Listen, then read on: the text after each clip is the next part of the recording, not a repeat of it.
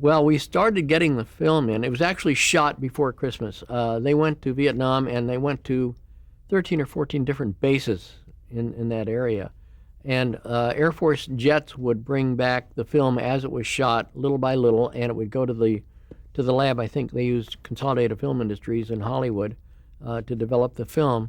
And on January 1st, I would take a leave of absence from NBC to edit this show for 30 days. And was it a 1-hour show? It was a 90-minute show. Mm-hmm. And they would shoot on the average of around 150,000 feet of 35 millimeter color film, which would end up as 8,000 feet on the screen on television. That's quite a ratio. What, 18 to 20 to 1? The reason is that they had a lot of cameras.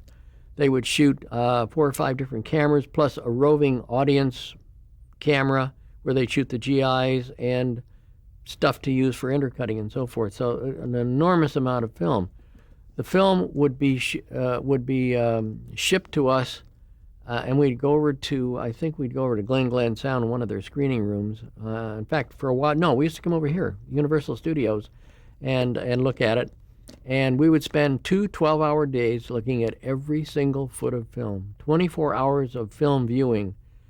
And Bob would be there, and Mort Lockman, the producer, and all the other people on the staff would come in, and all the editors that were assigned. And we had 8 editors and 8 assistants, because the show came to us on January 1st and had to be on the air on January 14th, 2 weeks later.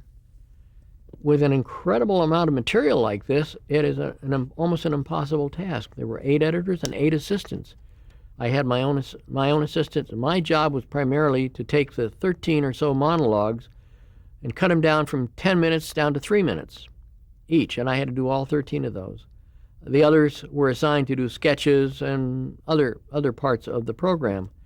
And we used to edit over here at Universal, and they would have us here. They would have cots, beds for us to lie down and sleep. I don't think we even left for several days at a time. They bring all the food we want, and anything we needed to keep us happy. Money was not spared. And so we would come in here and we would start editing, and he would give me edited scripts of all the monologues, and I would start doing them one by one.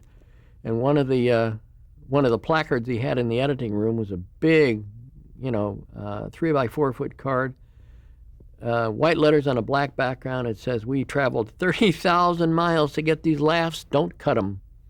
And the second one that he had is even bigger. "Every shot we asked for exists." Now, that, of course, wasn't really true, because what they think they shot, the cameras weren't necessarily rolling. And that's why we had to look at all 150,000 feet of that film to be sure that what they asked for, we really had on film. Did you have any last-minute emergencies on the all the time? All the time. Yes, there were emergencies left and right. Before I get to that, there was one incident that I thought was kind of interesting, where I was cutting one of the monologues, and I had my assistant with me, and Bob wanted to take a joke out. I said, okay. I said, and he didn't want to use an audience shot of the GI for some reason, because he felt the timing would be thrown off. So I said, okay, I'll cut it together. And I cut this together and showed it to my assistant. He says, "Bob's not going to accept that." He says, "You're crazy. That's a horrible jump cut." I says, "I'll bet you $5 that he accepts it." He says, "You're on." I made the cut, and I showed him the monologue an hour or so later. And the assistant was sitting there, and Bob says, "Great," leaves the room. I got $5, the easy way. He didn't know Bob like I knew Bob.